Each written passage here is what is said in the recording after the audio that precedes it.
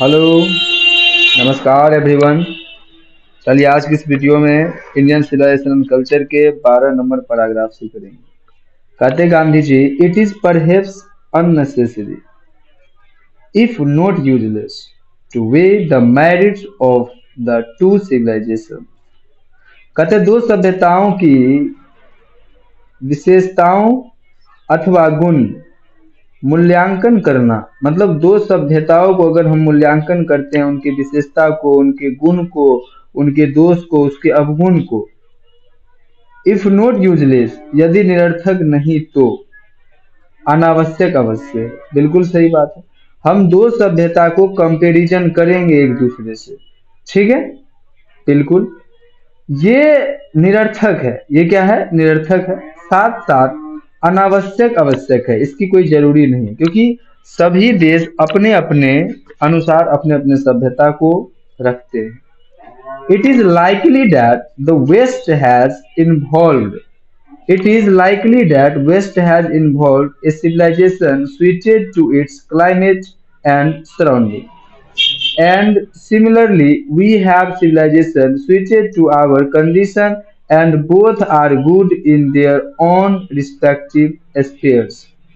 यहाँ पे बहुत अच्छे महात्मा गांधी कहे हैं कि दो सिविलाइजेशन को अगर हम कंपैरिजन करते हैं, ठीक है, तो ये हमारे लिए अननेसेसरी चीज है, मतलब अनावश्यक आवश्यक है। ये कोई जरूरी नहीं है, हमें नहीं करनी चाहिए या करनी चाहिए, ये निरर्थक है ना। क्यों निरर्थक थे? It is likely that west has, कहते हैं कि ये बात तो बिल्कुल संभव है, यह संभव है कि पश्चिम ने एक सभ्यता, यह संभव है कि पश्चिम ने एक सभ्यता उनकी जलवायु और वातावरण के अनुकूल विकसित की है। मतलब उनकी जो सिविलाइजेशन है वेस्टर्न की, यानी कि वेस्ट की, ठीक, वो स्वीटेड किया गया कि अनुसार क्लाइमेट और सराउंडिंग के अनुसार, ठीक है। एंड सिमिलरली, ठीक उसी प्रकार, है ना, यानी कि उसी प्रकार हमारी सभ्यता है। We have a civilization suited our condition, जो हमारी परिस्थिति के अनुकूल है। And both are good in their own respective spheres, दोनों अपने निजी परिवेश में उत्तम है, मतलब अपने अपने जगह पर दोनों सभ्यता ठीक है, उसके सराउंडिंग के आधार पर, उसके क्लाइमेट के आधार पर, उसकी स्थिति के आधार पर, है ना। चलिए आगे कहते हैं 13 पैराग्राफ कि the distinguishing characteristics of modern civilization is an indefinite multiplicity of human wants. कहते हैं कि आधुनिक सभ्यता के पृथक्करण का चरित्र मानवीय आवश्यकताओं में बेशुमार यानी अपरिमित गुणात्मक वृद्धि होना है। कहने का तात्पर्य है कि the distinguishing characteristic of modern civilization, मतलब आधुनिक सभ्यता के पृथक्करण का चरित्र मानवीय, है ना, चरित्र मानवीय is an indefinite multiplicity of human wants, यानी कि आवश्यकताओं में बेशुमार अपरिमित गुणात्मक वृद्धि होना है ना। कि लोगों की जो सभ्यता है मॉडर्न सिविलाइजेशन, इसमें indefinite multiplicity of human wants है, मतलब लोग ज्यादा चाहते हैं कि हम कम समय में बहुत काम कर ले, ऐसा मॉडर्न सिविलाइजेशन हो गया। The characteristic of ancient civilization is an imperative restriction upon, प्राचीन सभ्यता का जो चरित्र था उन पर आवश्यकताओं पर, यानी कि उनकी जो आवश्यकता होती थी, अनिवार्य नियंत्रण होना है। मतलब वो लोग अपने आप पर नियंत्रण रखते थे कि कितने चीजें हमें कितने प्रयोग में लानी है ना। रिस्ट्रिक्शन किया हुआ था, रोक लगाया हुआ था अपने आवश्यकता पर, अपने वांट्स पर, ठीक है। वही बात यहाँ पर दिया गया है कि ancient civilization is an imperative restriction upon, इस पर रोक लगाए हुए थे कि आप देखिए, माइंड इज रेस्टलेस बस, ऐसा महात्मा गांधी पहले ही ने कहा था कि जितना आप चाहिएगा अपने दिमाग में उतना और आएगा, और आप और भी चाहिएगा, कभी भी ये सेटिस्फाइड नहीं होता है। A strict regulating of these wants, the modern or Western insatiableness arises really from the want of living faith in a future state and therefore also in the divinity। यहाँ पर ध्यान देना है, बहुत अच्छे बात कहें कि तथा इनके इसके बुद्धि होना है, ठीक है। प्राचीन सभ्यता की सब मैंने बता दिया है चलिए, तथा इसके अतिरिक्त इन आवश्यकताओं इच्छाओं पर कठोर क्रम में रखना पश्चाताप और संतोष की उत्पत्ति का वास्तविक कारण उनका भविष्य के प्रति विश्वास का अभाव है। कहने का तात्पर्य कि मॉडर्न जो वेस्ट मॉडर्न है या वेस्टर्न है, कुछ भी है, कि हम लोगों को एक स्ट्रिक्ट कदम इन सब के इस इच्छा के प्रति उठानी चाहिए, है ना। द मॉडर्न और western insatiable arises really, modern हो या वेस्टर्न हो, वो रियली में एराइज करता है किसको, इन इनसेटिएबलनेस, मतलब असंतुष्ट को पैदा करता है हमारे अंदर, जिनसे हम अपने फ्यूचर में जो भी होगा उस पर विश्वास खो देते हैं। फ्यूचर की अवस्था में जो विश्वास है वो खो देते हैं। Therefore also in divinity, यानी कि इसी का कारण है कि हम लोगों को आज मतलब दैवी या ईश्वरीय सत्ता पर से भी विश्वास नहीं रहा, मतलब विश्वास उठ गया है ना। The restraint the restraint of ancient और eastern civilization arises from a belief, often in spite of ourselves, in a future state, the existence of divine power। कहते हैं महात्मा गांधी आगे कि प्राचीन तथा पूर्व की सभ्यता का आत्म संयम एक विश्वास से उत्पन्न होता है, यानी कि द रिस्ट्रेंट ऑफ एंशियंट और ईस्टर्न सिविलाइजेशन, हमारी जो पहली वाली सभ्यता थी ईस्टर्न थी, वो सभ्यता जो था वो किस पर आधारित था, तो गॉड पर, यानी कि असंयम एक विश्वास पर उत्पन्न था। और गॉड पर विश्वास किया जाता था तो भी गॉड को ही मानते थे। और आजकल तो लोग और मतलब विश्वसनीय नहीं रहा, जिनके वजह से लोग गॉड पर भी विश्वास करना छोड़ दिए हैं, गॉड को पूजा करना छोड़ दिए। एराइजेस फ्रॉम बिलीफ, और ये सब गॉड की पूजा करना, हमारी जो पहले की जो सभ्यता है, चाहे वो एंशियंट हो या ईस्टर्न हो, वो किस पर आधारित था, तो विश्वास पर आधारित था, बिलीफ पर आधारित था। ठीक है।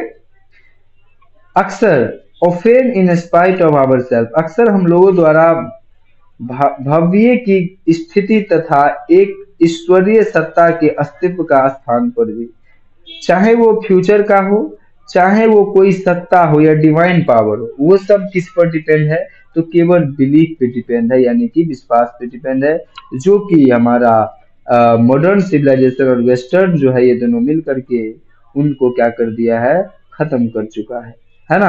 यानी कि खत्म कर रहे हैं धीरे धीरे, कहने के तात्पर्य विश्वास की अभाव है, सीधा समझिए। ठीक है। चलिए नेक्स्ट पैराग्राफ चलते हैं, जो कि हमारा है 14 यानी कि 14। इसमें महात्मा गांधी कहते हैं कि some of the immediate and brilliant results of modern inventions are too maddening to resist. अब इसका मतलब देखिए, आधुनिक आविष्कारों की कुछ तात्कालीन और शानदार परिणाम विरोध करने के लिए पागल है। कहने का तात्पर्य है कि कहते हैं सम ऑफ द इमीडिएट, कुछ चीजें जो काफी जल्दी, और ब्रिलियंट कहने का मतलब काफी तेज तराक के रूप में, जल्दी होने के रूप में, रिजल्ट ऑफ मॉडर्न इन्वेंशन, मतलब मॉडर्न जितने भी इन्वेंशन किया है, आविष्कार किया है, वो सब जो रिजल्ट देता है ना, वो बिल्कुल जल्दी जल्दी देता है। जैसे मशीन से ही कुछ भी बनाना है तो आपको जल्दी सब कुछ बन जाता है। ठीक है। तो वही चीजें are too maddening to resist, तो हमें ये काफी ज्यादा हो चुका है, विरोध करने के लिए पागल है। हम लोगों इनका विरोध करनी चाहिए और मतलब एबल भी है विरोध करने की, मतलब तात्कालीन और शानदार परिणाम ये हमें देता है। ठीक है। विरोध करने के लिए पागल है, ये हम सबका विरोध करता है काफी ज्यादा, है ना। But I have no manner of doubt that the victory of man lies in that resistance. कहते हैं कि मैं तो, मुझे कोई संदेह नहीं है, मतलब लेकिन मुझे इसमें कोई संदेह नहीं है कि मनुष्य की जीत उस प्रतिरोध में निहित है। मतलब मनुष्य जरूरी नहीं कि उस चीज को रोक दे तो उसकी जीत हो जाएगी। The victory of man lies in that resistance. ठीक है। उसमें निहित है, उस प्रतिरोध में निहित है कि उसका विरोध करें उनकी जीत हो जाएगी, ऐसी बात नहीं। उसे हमें किसी तरीका से रोक लगाना ही पड़ता है, तभी हमको जीत हो पाएगी। We are in danger. Mahatma Gandhi कहते हैं अगर हम लोग उनमें जीतते नहीं है या उसमें मेरी जीत नहीं है, सही बात है कि हम लोगों को उस चीज को दुरुपयोग मतलब उपयोग नहीं करना चाहिए, तभी हम लोग जीत सकते हैं। अगर ऐसा नहीं करते तो वी आर इन डेंजर, तो हम क्षणिक सुख के लिए, we are in danger of bartering away the permanent good for a momentary pleasure. कहते तात्क्षणिक सुख के लिए, मतलब हम क्षणिक सुख के लिए अस्थाई यानी कि परमानेंट गुड, अस्थाई अच्छाई के दूर करने की खतरे में है। हम लोग देखिए कहा, ऐसा भी हम अक्सर बच्चे को बोलते हैं कि अगर हम शुरू में दुख कर लेते हैं तो बाद में हमें सुख आएगी ही सुख आएगी, क्योंकि ये दोनों एक दूसरे का संगी साथी है। ठीक है, इस बात से तात्पर्य यही होता है कि हम लोग मोमेंट्री प्लीजर के लिए परमानेंट गुड को पीछे छोड़ देते हैं, तात्क्षणिक सुख के लिए हम परमानेंट सुख को त्याग देते हैं। ठीक है, नेक्स्ट चलते हैं 15 पैराग्राफ, इस बातों को ध्यान रखनी है। चलिए, कहते हैं कि जस्ट एज द चलिए just as the West, they have made wonderful discoveries in material things। अब महात्मा गांधी डिस्क्राइब करते हैं कि जिस प्रकार पश्चिमी में उन्होंने भौतिक वस्तुओं में उद्भूत खोज की, सही बात है कि रॉकेट बनाना हो या फिर आपका कोई मशीन बनाना हो, तो उसमें सबसे ज्यादा आगे कौन होता है, तो वेस्ट। ठीक है, बहुत सुंदर सुंदर चीज को डिस्कवरी किया है, बनाया है, जिसे मटेरियल थिंग कहा जाता है। ठीक है, लेकिन हमारी जो भारतीय सभ्यता है, यहाँ पर महात्मा गांधी कहते हैं कि उसी तरह सिमिलरली, ठीक है, Hinduism has made still more marvellous discoveries. ये वंडरफुल तो ये मार्वेलस। तो यहाँ पर ध्यान रखना, हिंदू धर्म ने धर्म की आत्मा की चीजों में और भी उद्भूत खोज की है। मतलब हमारे जो भारत है वो धर्म की चीजों को खोज किया है। धर्म यानी कि धर्म आप समझ गए होंगे, ऑफ द स्पिरिट आत्मा की चीजों को बनाया है, ऑफ द सॉल। ठीक है, यानी कि हमारे जो उद्भूत खोज है वो किनके क्षेत्रों में हुआ है, तो स्पिरिट के क्षेत्र में, सॉल के क्षेत्र में और रिलीजन के क्षेत्र में, सच्चाई और धर्म के क्षेत्र में, मोरलिटी के क्षेत्र में हमारी सभ्यता आगे है। ठीक है, चलिए आज हम लोग 15 तक रहने देते हैं, फिर मिलेंगे हम लोग नेक्स्ट वीडियो में। चलो तब तक हमारे चैनल को क्या कीजिए, आप सब्सक्राइब कर लीजिए अगर आप सब्सक्राइब नहीं किए हैं।